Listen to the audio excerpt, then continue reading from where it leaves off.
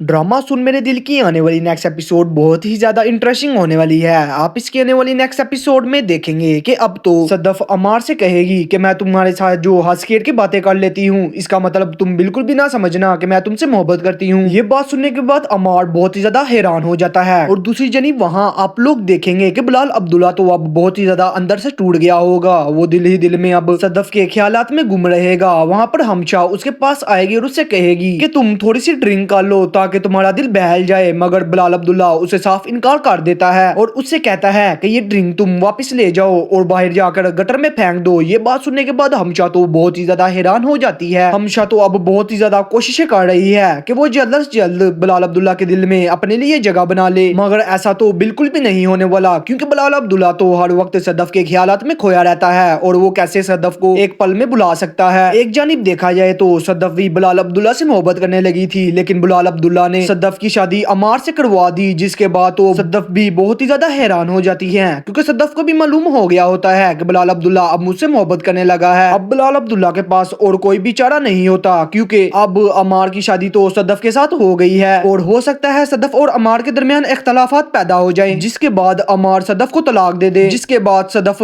बिलाल अब्दुल्ला के पास आ जाए। चैनल को सब्सक्राइब कर लें।